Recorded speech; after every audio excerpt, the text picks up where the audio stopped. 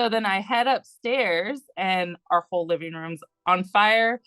But I turned to my right and looked, and we saw flames just bursting off of the mountain. And about 2 hours later, I received a phone call from her that the house had burned down. He gets the flames out. Mama's really getting down to business now. The room is full of smoke. There's no lights to turn on, and it's black. We started to notice that the house right next door was burning down. Fire is considered to be the first element that was born when the universe was created. Fire is attributed to transformational and purifying powers. It can give warmth, and it can also burn and destroy. Naturally, fire is associated with the sun. The element symbolizes energy, activity, creativity, passion, freedom, power, love, vision, anger, strength, will, assertiveness, courage, and dynamism. Fire is necessary to cook food with. Before electric oven and cookers were invented, we were using real fire to cook food, bake biscuits and cookies and cakes. Remember that scene in Alice in Wonderland when Alice eats the famous Eat Me cake? Her burning curiosity is the main driver for her excitements and her adventures in Wonderland. In Sanskrit, the fire element is called Tejas, and it comes third in the order of the Pancha-tava, or the 5 elements of the body. Fire is evolved from ether and air, where ether gives the space for it to exist, and air gives the momentum or the capacity to burn. Within the body, it is a form of heat that gives us energy, and it is the physical state. You can see it in the form of fire, sun, light, or the form of energy such as solar, hydroelectric, nuclear, fossil fuel, or biodiesel. Hot, light, dry, rough, subtle, flowing, sharp, clear, and soft are some qualities of the fire element.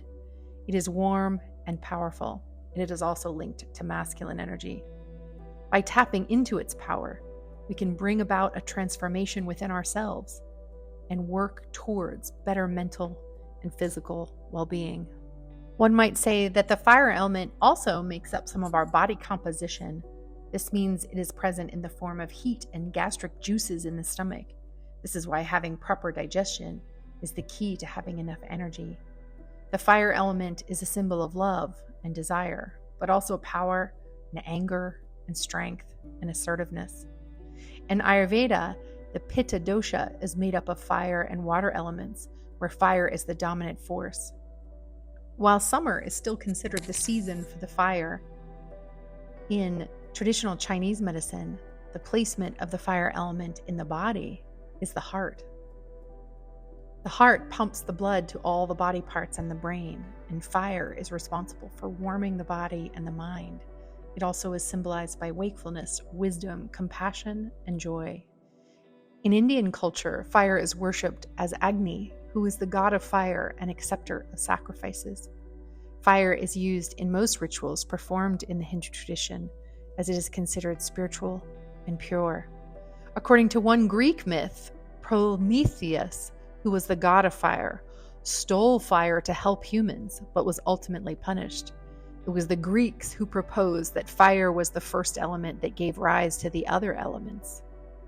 Another Greek philosopher also postulated that the human soul is made of fire and water, where fire purifies the body by removing water, which symbolizes earthly matters. Christians symbolize fire with the presence of God, and as per the New Age Testament, Jesus is thought to have brought fire to earth. In many other cultures, fire is viewed as a symbol of wisdom and knowledge, superiority and control. Fire is also used as eternal flames, as remembrance, is used to signify the start of the Olympic Games, which has kept burning throughout till the games are finished, and it is used in cremations, candle marches, and bonfires. The fire element is linked to the solar plexus chakra, and this chakra represents transformation, confidence, and personal power. We are here in the last episode of the mini-series Midwives and the Elements to share some incredible stories of the personal power of midwives and of the intuition that's linked to that clarity and that wisdom and that strength. We have so many great stories for you. For our first story of the fire episode, we're going to start with a literal bang. I don't want to ruin the ending, but let me just say how incredible this story is of the power of listening to your intuition. Midwife Tress in Louisville, Kentucky, has an incredible story for us. Let's listen in. Hi, my name is Tress Middleton. I'm an LCPM based in Lexington, Kentucky, and I have an interesting story to tell about a birth we had in winter of 2022. So we got called to a birth in the morning. Mom had been laboring really well through the night. She had had her water break the night before. She had her mother with her, who is also a midwife from another state. And when we got there, she was laboring pretty well. Just walking around the house. It was early winter, so it was pretty cold outside, maybe in the 20s and 30s, but inside was still pretty cozy. They had a gas stove, so we were heating water for the pool on the gas stove. This was an older house that had been remodeled just topically, so it had the old furnace system and gas stove and old windows, but it looked really cute. But that comes into play later, that everything else was pretty old in the house. So we were heating water because the water heater just wasn't, enough to get the pool full. And we had an assistant with us. So I was in my phase 4. So just finished my CPM, got my license. My partner was also with me. And then we had a student who came in to help us. So it was just a few hours in, and my partner and the mom of the client both were pretty tired, so they went to lay down and take a rest. And the student kept going in and out. She would go out on the porch to get some fresh air, and the birthing mom and I were in the main living room, and we had the windows open, even though this is early winter. It just felt kind of stagnant in there. We, didn't know what was really going on. We had kicked the heat on, and it was one of those furnaces that has the grate under the floor, so you could hear it, and we smelled something burning a little bit. And so my partner came out, she smelled it also and said, what's burning? And they said, oh no, that's how the furnace smells when you first kick it on. So we let that go out of our minds, and that smell did go away. After maybe a half an hour, it stopped having that smell. So my partner and the other mom went back to sleep, and we just continued to labor for a few hours. It was probably 2 or 3 hours later, I checked her, and she was at like 7 centimeters, but she was doing great. We had just gotten to a point where we felt a little foggy. There was no smoke in the house, nothing going on like that, but we did open the doors, go outside, come back in, just really couldn't figure out what was going on. I guess we went a few more hours. It was around midnight. Maybe 11:30, I started. So Sarah, my partner, and I were both wearing masks. We wore masks all through COVID, and we wore the nice Envo masks, the gel masks that really help you, and they do filters a lot more, I think, out. And I'm pretty sensitive to smoke. I'm pretty allergic to cigarette smoke, any kind of bonfires, things in the air. I have a lot of allergies and some breathing issues, and I'm really sensitive. So I think about 11:30, I started, I'm going to say like throwing up, but it wasn't quite. It was almost like a lung purge into my, couldn't get something out. I went outside, took my mask off, let that a few minutes, seemed to do better. I went back in the house with my mask back on, did okay for a little while, started doing that again. Woke my partner up and told her, hey, I don't know what's going on with me. Something's going on. I can't breathe. I'm throwing up, and I don't know why. It's not like my stomach hurts. Nothing hurts about my lungs. Don't know what this is. So she said, yeah, okay. And normally she's very attentive and very alert. She can sleep anywhere and wake up on a dime. And she pretty much was like, yeah, yeah, okay, and went back to sleep. So I just put my mask back on, went in the bathroom, washed my face a few times, thought maybe that would help. At that point, the assistant and mom were both, were laboring. She is definitely so close to having a baby, but my brain cannot connect that. And with her also, she was like, I think we should leave. And I said, I think we should leave too. But we could not like put to words why we felt like we should leave. Um, I felt like she had like the bloody show running down her legs, like you knew baby was so close, but we just could not make our brains even connect of why, we should leave. And so we kind of woke everybody up in a hurry. We woke her mom up and Sarah, my partner Sarah up, and the student was there and gathering things. And we had this urgency that we needed to leave. And so her mom and her got in their car and left, and we said we would close the house up. And there were, of course, some space heaters in the other rooms, so we made sure we're turned off and unplugged. And Sarah was still confused of why we were leaving, and we were just like, she just wants to go, and I think we need to go, and we couldn't really make our brains work, which now we know why, but we did not know at the time. And so we got everything pretty quickly out, and Sarah was concerned about me driving because I was feeling so bad. And I just told her, I said, the more I'm outside, the better I feel. I'm going to drive with my windows down and I'll let you know when I get home. We'll check in. And so mom and a client went on to the hospital and we went home. I called Sarah, when I got home, everything was fine. Checked with mom of the client, and they had pulled over on the side of the road on the way to the hospital and called an ambulance and given birth as soon as they got to the hospital. She was definitely about to have a baby. Everyone got home safely, and about 2 hours later, I received a phone call from her that the house had burned down. And it hadn't burned all the way, but it had exploded. So it seems like there was the old furnace had probably been smoldering all that time, and it wasn't creating smoke. And because there were gas tanks down there, that it had caught and just blew that up. And I'm so thankful that we didn't have a baby, because about that time we would have been leaving. We only stayed for a couple hours after birth, and it would have been about that time. And who knows what would have happened to that family. And I'm thankful that we weren't just staying there laboring. I feel like everybody was feeling the effects of the carbon dioxide poisoning and the smoke. Even though there wasn't smoke, we were still breathing all of that in. It was just wild. And I saw my herbalist that day and was treated and did a lot of breathing treatments and all of that. And definitely felt, the effects of that. And even Sarah and Julie felt that some too, the student.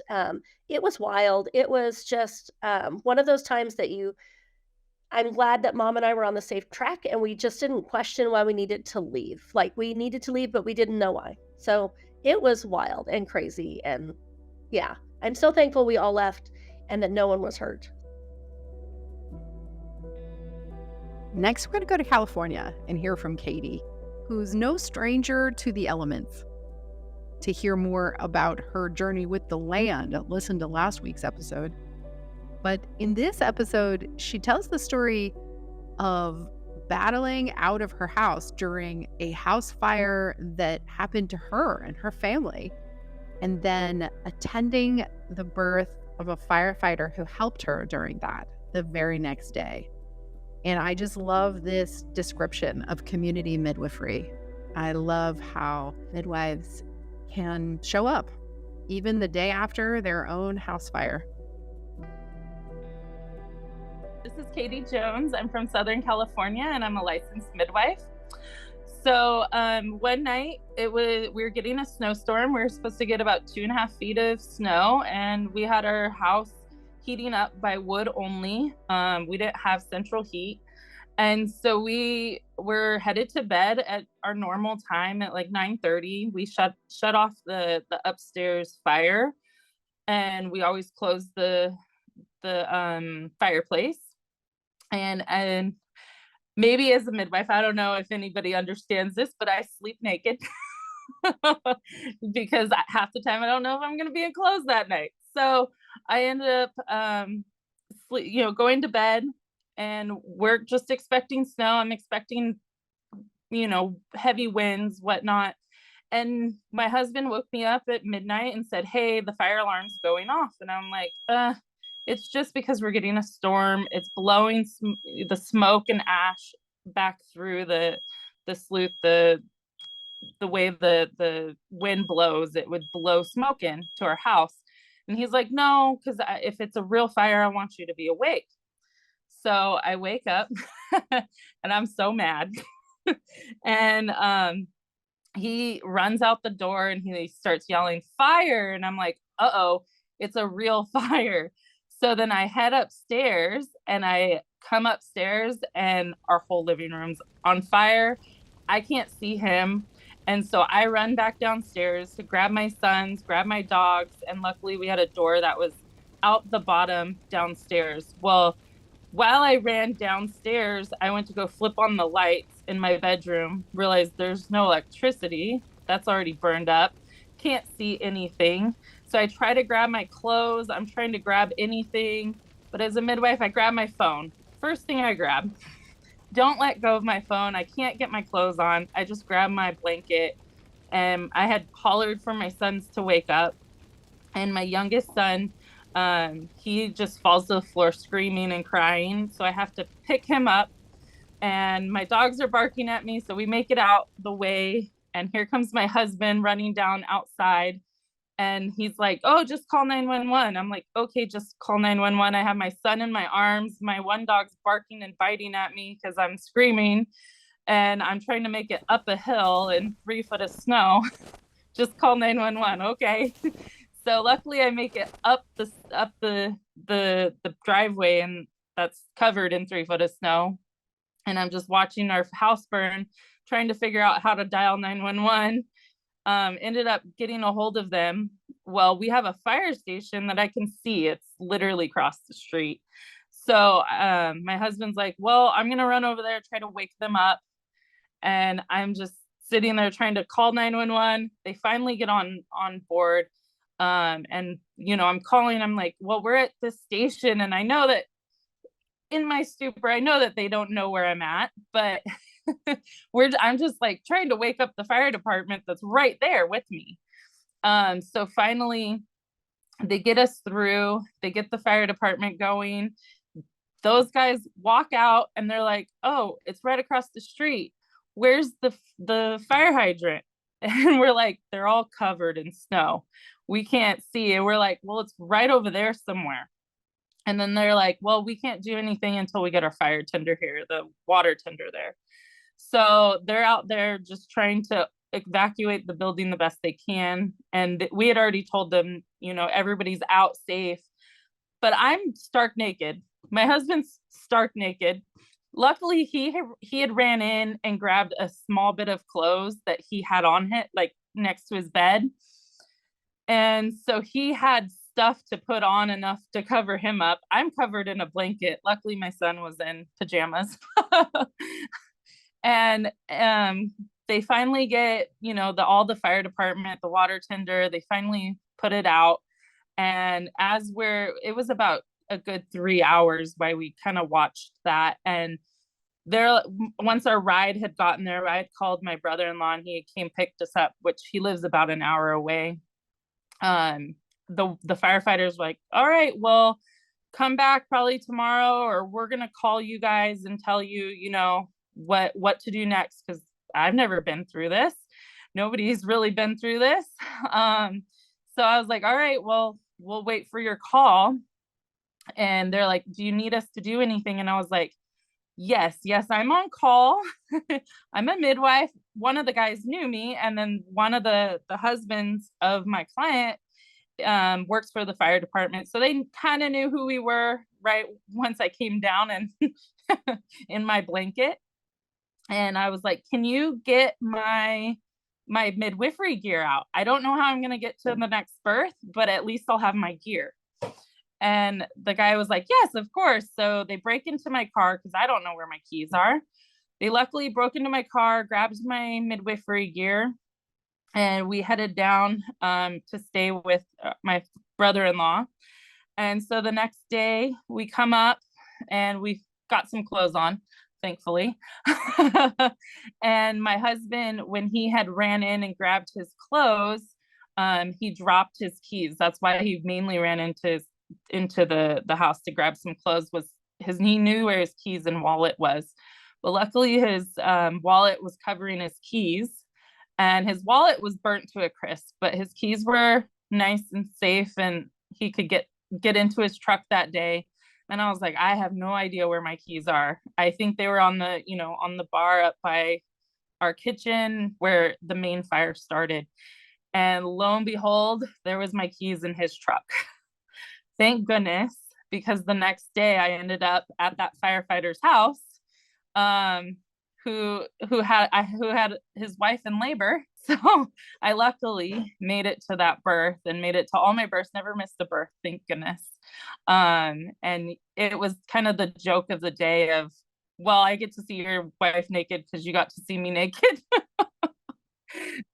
But all in all, it's turned into quite the journey. I ended up starting a birth center after that because we had to move over an hour and a half from there. So it's worked out ever since. I'm so thankful they left too. I'm so thankful they listened to their intuition. How incredible. When I think about intuition, it's a body knowing. It's not a head thought. And this is the perfect example of how you can't let your brain interfere with that inner body knowing. When it's time to go, it's time to go. After we stopped recording, Tress and I talked a little bit about her experience. And she now travels with a portable plug-in carbon monoxide detector. So when she attends births in the winter with the house closed up, she plugs it in first thing when she arrives at a home. And I just thought it was such a simple and brilliant solution that we'd pass it along. One of those tricks that you didn't know you needed. And thank gosh, it was this outcome where she can pass on her wisdom instead of another. We've all heard of delivering baby by candlelight or lamplight. But what if the lamp catches fire and there's no light except for the lightning crashes with the thunder outside? This is a story not to be missed in rural Indiana in an Amish home with Pat many, many years ago.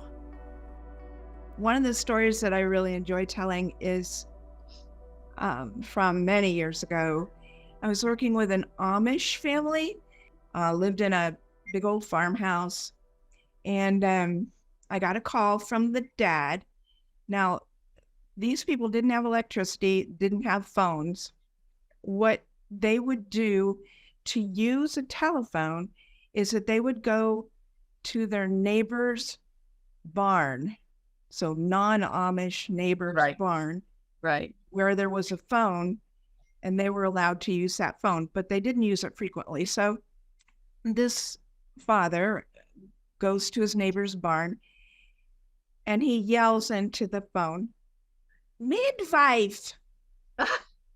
and made it clear that his wife was in labor and I needed to come. Well, it was summertime, big thunder and lightning storm about ready to roll in. And I said, well, I'm on my way. I called my partner. And so I went into the house and Mom was already pushing. So then I knew my partner was not going to get there in time.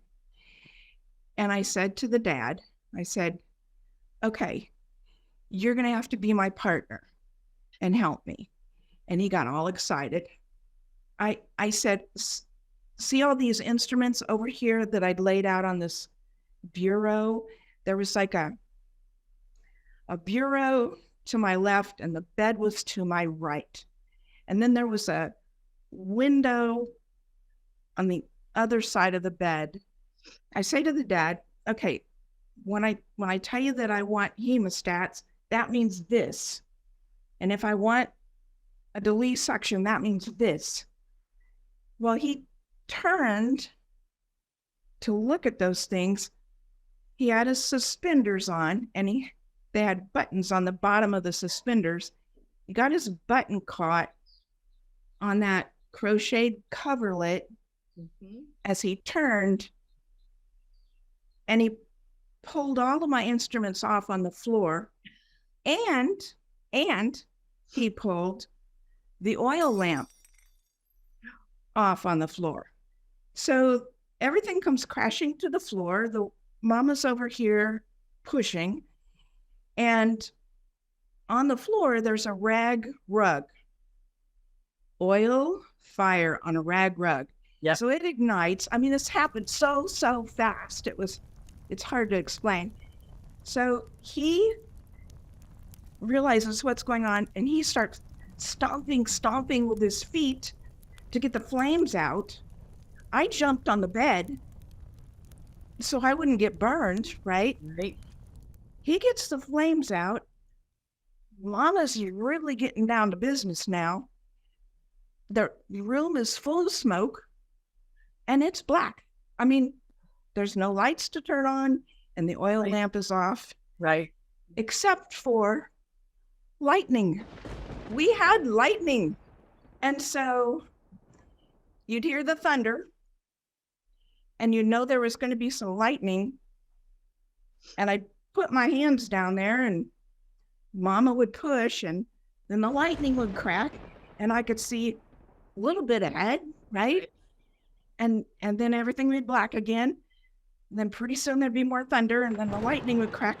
There'd be more head. It was the wildest thing. I mean, I caught the baby by my sense of feel and whatever flashing lightning was going on. So by the time Dad comes back with another oil lamp, sits it on the bureau, I'm holding a baby, and he's all rattled, of course. And I don't know if you know much about Amish folks. They're lovely, but they're very reserved. They're not boisterous or jovial necessarily. I tell you what, the dad sat down on the bed. So the three of us are now on this bed, and I handed the baby to the mama, and the three of us just sat there and laughed until there were big tears, because it was the wildest, most insane delivery you can imagine. Hello, dear Midwifery Wisdom listeners. It's Becca, your friendly podcast and video editor for the Midwifery Wisdom Collective. Isn't this miniseries just awe-inspiring? The stories these midwives have shared are nothing short of remarkable. If you've been as intrigued by these tales as we have, we're extending a warm invitation to you. Your voice matters, your stories matter, and we'd be over the moon if you joined our vibrant community. Simply drop us a quick review on our podcast. Your insights help to enrich our content and aid us in continuing to create content that resonates with you.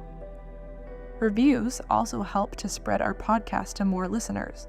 And what does Augustine always say? Our goal is to make midwifery mainstream.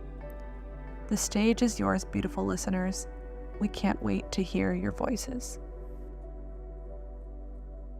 We're in Texas now with Angie, and she tells the story of one of her last births as a student, attending a woman who was hypnobirthing, and so completely engrossed in the work of having her baby that she didn't notice the house next door was burning down.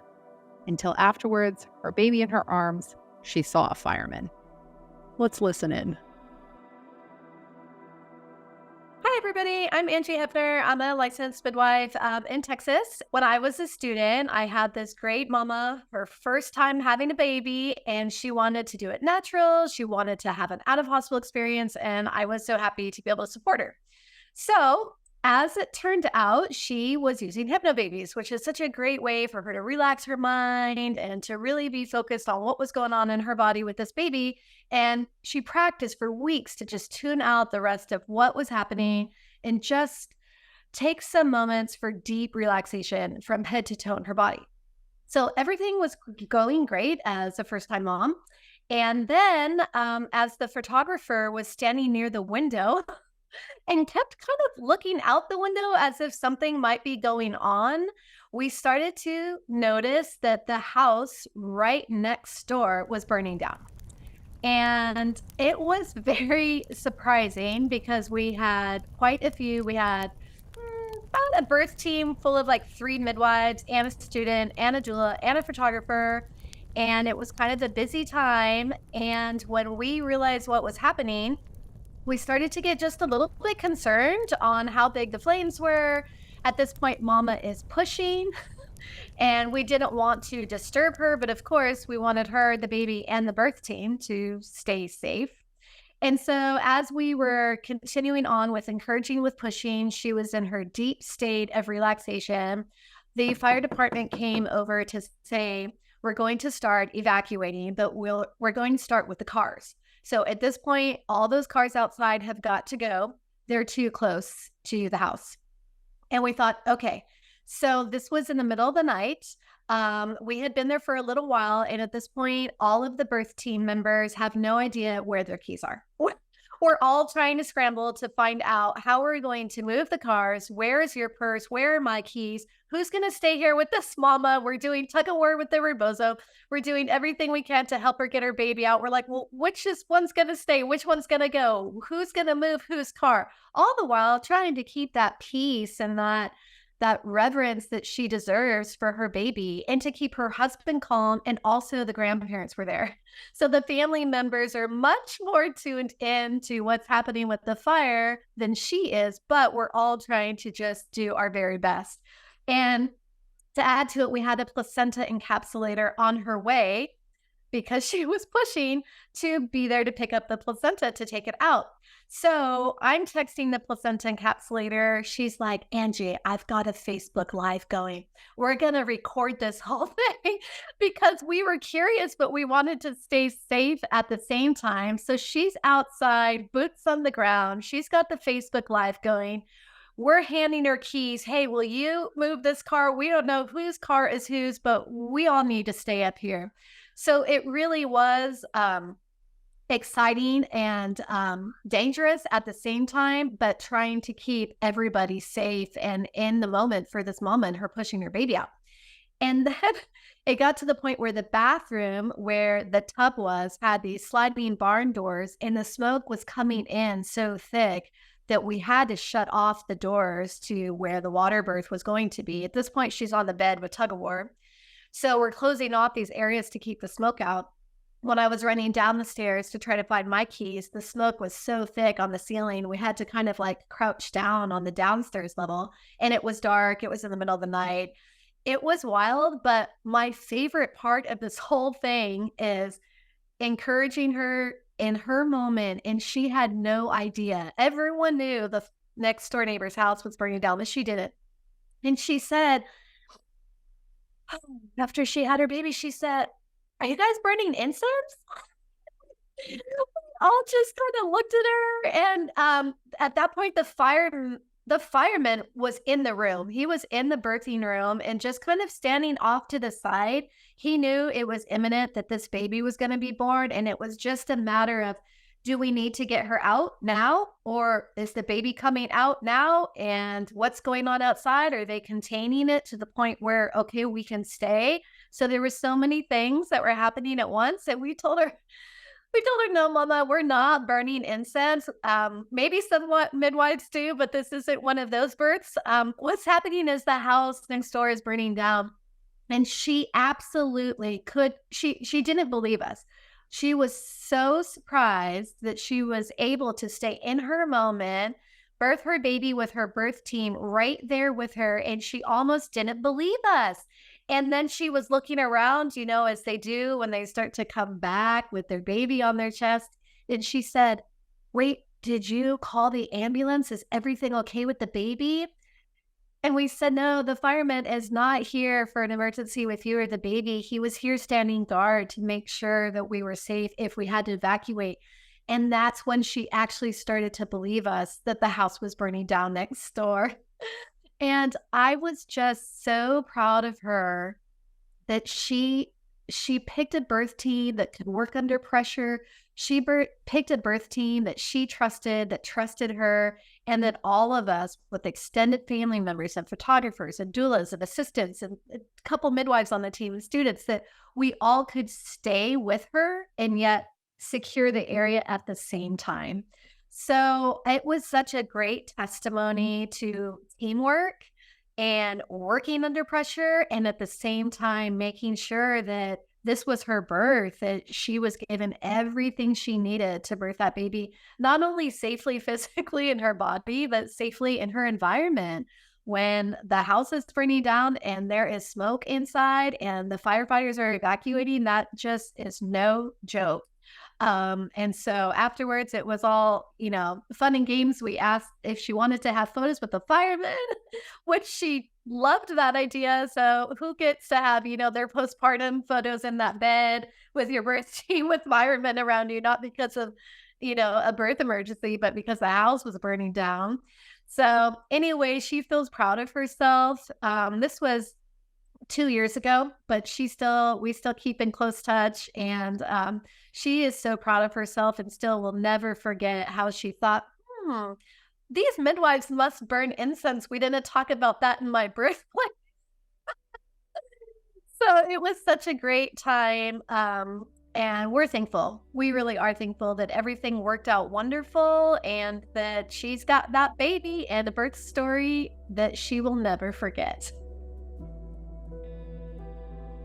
For our last story in the fire episode, we're going to go to Colorado and hear not just about a really huge and crazy forest fire that threatened a birthing location, but we're also going to hear from midwife Dana about the temperamentalness of labor, how perfect and profound the programming is, that nature will not knowingly give birth when there's danger.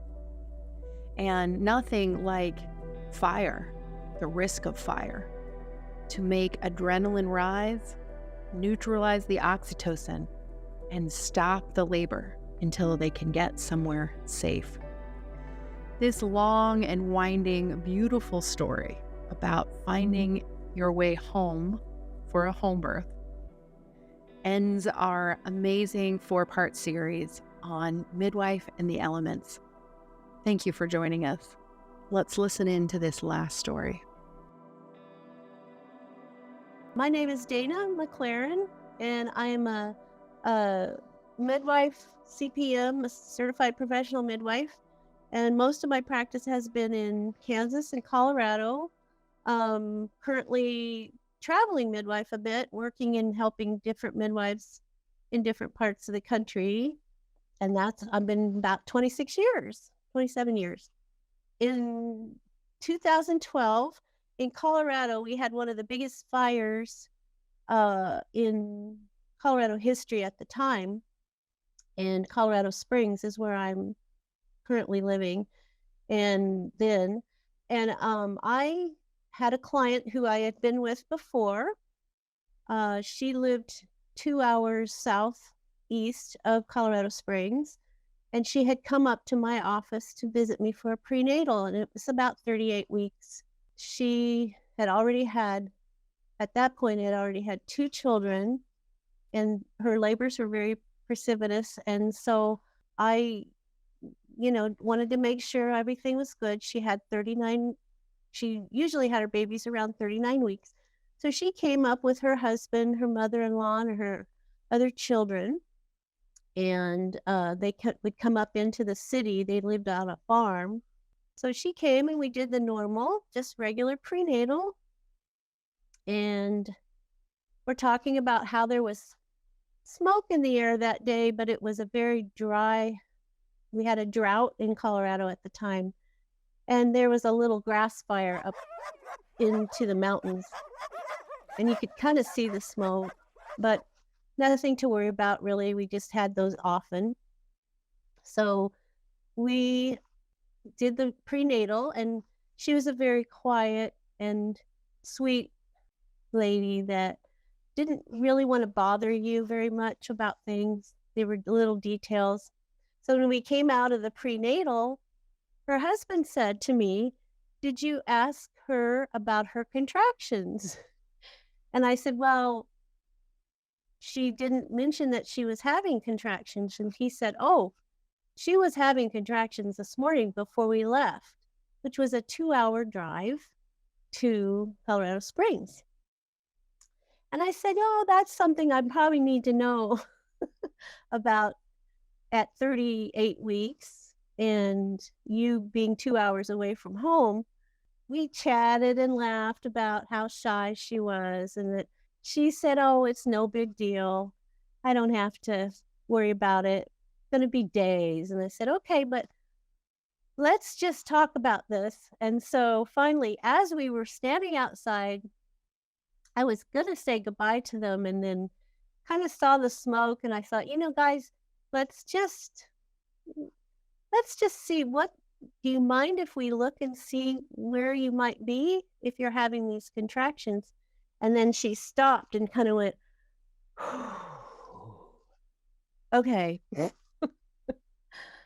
So I checked her, and to my surprise, I didn't even tell her at first. She was at 7. And I told her she was very dilated. She says, "I don't even want to know because it doesn't seem to make any difference, right?" And I went, "Well, sometimes in some situations it does." I said, "What are your plans?" And they said, "Well, we were going to have lunch, go get the oil changed, do some things." And I said, "Okay, well, it's 2 hours back to your house, 2.5 hours back to your house. You're 38 weeks and you're fairly well dilated. Okay, well, do you mind if we go do those things?" And I said, "Call me if you need me." So I was on standby. I knew where they were going, and I told her, "If you need me to come and pick you up, I will." So they drove away, and I waved, and I, in my brain, was going, there's no way that she's going to last, because her other births were precipitous. And so I called a friend of mine. My house was very small, and I thought, we're going to have a baby here. And I tried to get prepped for that. And I thought, okay, so where can we go? I have a friend of mine who lived in the canyon up the mountain, a pretty large house, and she was a midwife. And so I called her and I said, "Hey, what would you think about me bringing one of my clients to your house so that she can have her baby there, because she may be having her baby before she gets back to La Junta?" And she said, "Sure, bring her on up." And I said, "Hey, I noticed a little bit of smoke up the canyon. Is there everything okay?" She goes, "Yeah, there's been a couple of grass fires and everything. So, but it's okay. So come on up, and I've got my birth pool so she can have that, and everything." So it was all wonderful. And about 5 minutes after I talked to her, she called me, the mother, and she said, "I really need you to come and get me. I'm getting my my husband's getting the oil changed," and then stopped and had another one of those, "Oh, okay, I'm coming." And her husband grabbed the phone and said, "Car's coming down off the rack. We're coming over." I said, "Okay, I have a place we can go." And they said, "Let's just go for it." So they had their car, his mother, 3 children, and her, and then my car. They got to my house, or to my office, very quickly. And then I said, "We're going up the mountain to my friends." And so we started heading up the mountain, her in my car with me, which I wasn't sure what the right decision was, but this is how I decided to do it, with the family behind us. And it's normally about a maybe about 20 minutes at the most drive in the middle of the afternoon. And so didn't think it would take very long, to get up there. And so we started driving, and I noticed that small little plume of smoke was pretty big by the time I got there, or by the time I got up the canyon on the road. So I called my friend Christy, and the cell phone coverage isn't wonderful right up in between the mountains. And I heard her say, "Get up here pretty soon because this fire is kind of getting bigger." And so I said, "Okay." And then as we got up there to the right, on the right side of the road, the mountain, I saw bursting. I've never been in any kind of real fire at all. So to me, it wasn't a big deal. But I turned to my right and looked, and we saw flames just bursting off of the mountain and just popping all over the place. And then all of a sudden there were helicopters and there were fire trucks, and there was even a plane that had the water pails, that they drop down, and sirens, and there was smoke and fire all over the side. My friend's house was on this side of the mountains, the other side. And so I came to a screeching halt in my mind and said, "There is no way, frickin' way, I'm going up there." And I couldn't hear her from the cell phone.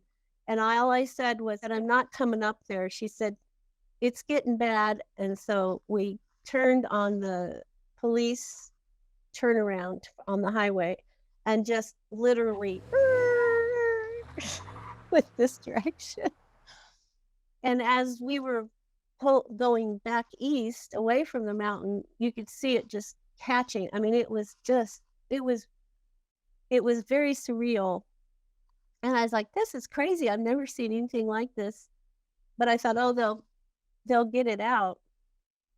But the first thing I was thinking about was my poor mama right next to me, who was still having contractions, and as far as I know, was dilated to around 7 at least. So I'm trying to think, now what?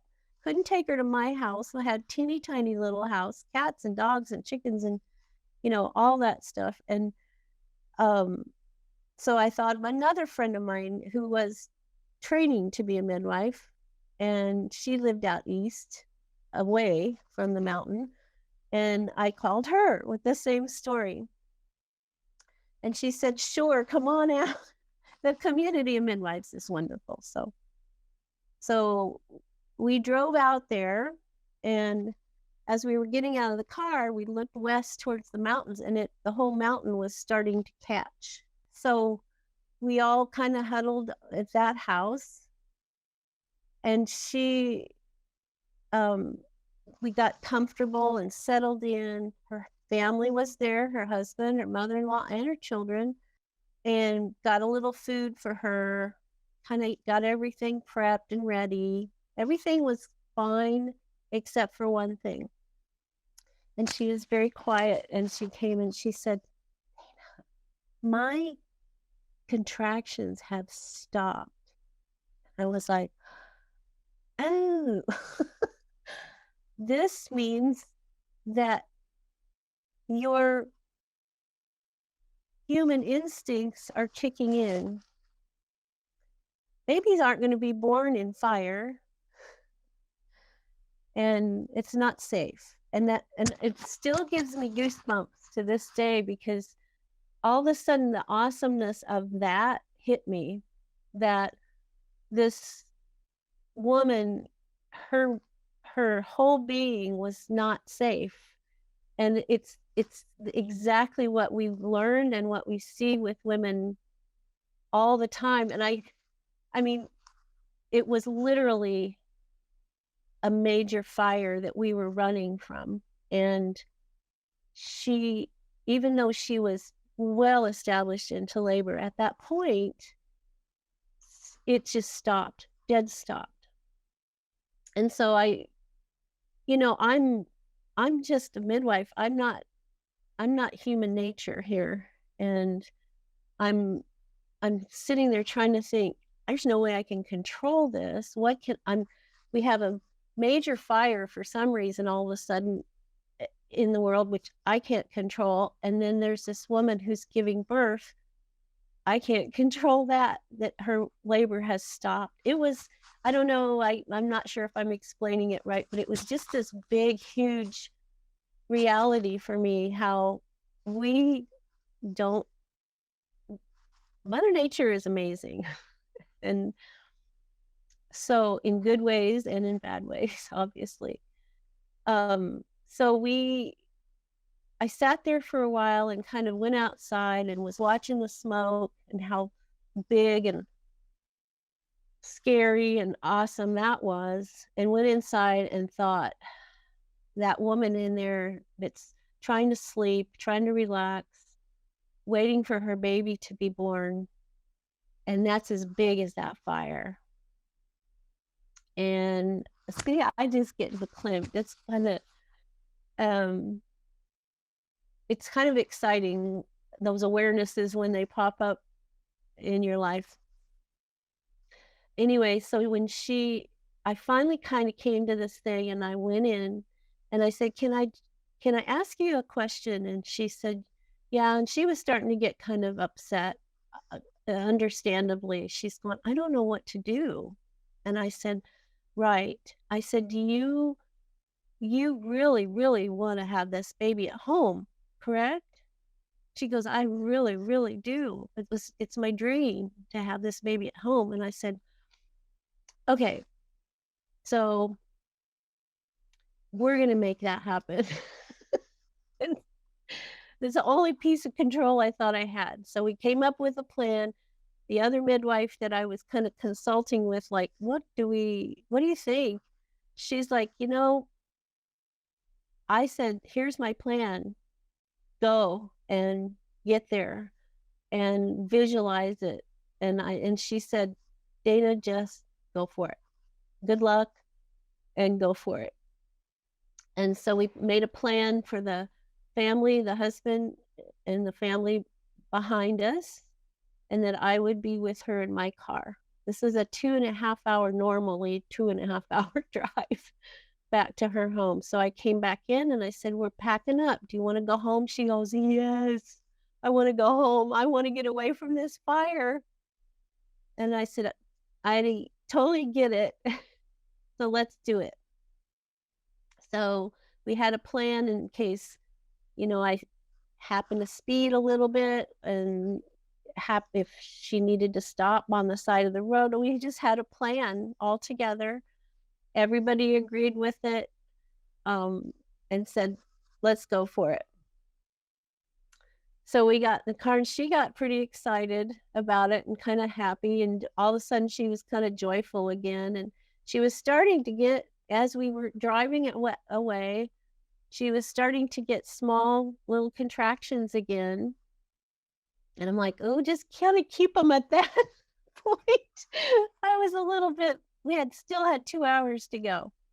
So we started driving in the town that's south of us. It goes south along the front range of the mountains, which you could still see this now at this point, it's billowing smoke coming towards us on the highway and literally running from a fire. And so we drove down into the town that's south of us about an hour, and then the road switches and goes out east into the plains where the farms are. And we got there about an hour. As we started going east towards their hometown, her contractions picked up substantially. Trying to be the cool, calm person that I can be, I started saying, just visualize your front door. And actually, I think their front door was reddish. So let's visualize together your front door and us walking through your front door and you having the baby whenever you're ready. And every single time she'd get these very strong contractions, I put my hand over, she grabbed my hand, and I'm just saying, let's visualize that red door or that door coming and opening, and you and your family walking in there and having that baby every time. And then it got to be every time she had a contraction, we just said it. We just said it. We just said it. We got about 20 minutes and she said, I'm going to have this baby at home. And I said, okay, let's go. Let's go. And it felt like between that 20 minutes and to the front door that I have no memory. I don't remember. I just remember her going, we're going to have this baby at home. We're going to have this baby at home. And all of a sudden, we were there. It felt like we flew. That last 20 minutes literally flew. So calmly got out of the car. She had a huge contraction as she was getting out of the car. And she said, go on in. And I said, no, you're opening that door.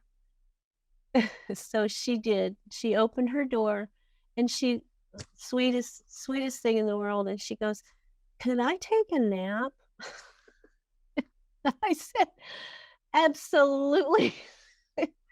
Go take a nap. I'm going to bring you some water and some food. And her husband, and he comes in and he's like, where is she? I said, she's taking a nap. He pulled the family out, the kids. The mother-in-law came in with me in the kitchen and we both just kind of looked at each other and went, whew.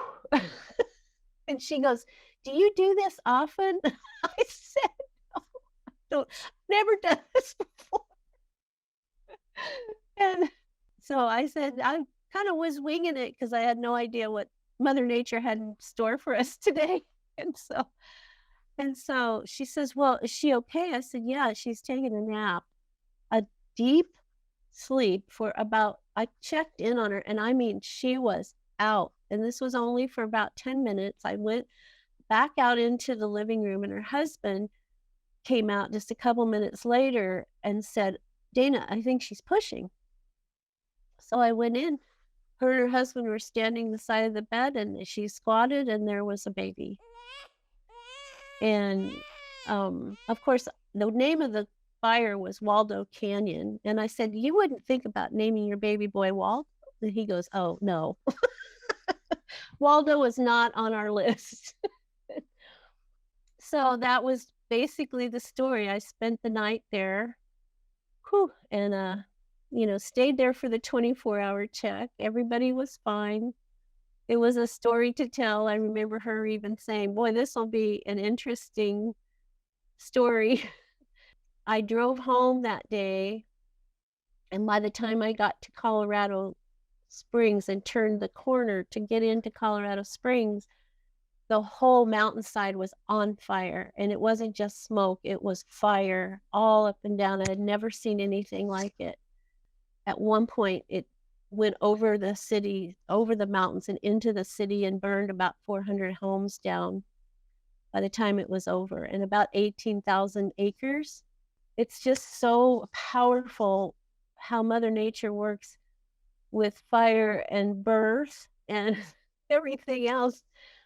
I think my biggest lesson from that was the powerfulness of Mother Nature in both aspects, and how we just kind of have to work through it.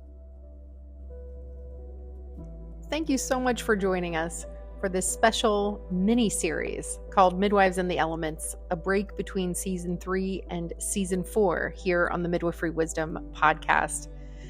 Our next break, 25 episodes from now, between Season 4 and 5, is going to be a special mini-series about midwives and what they did before. So this is called Before Midwifery, and it's about the careers and the jobs that midwives had maybe years before they became midwives.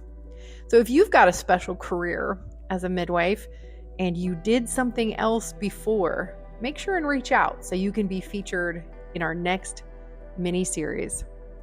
That's all for now. We will be back with Season 4 in about a week. Thanks so much for listening.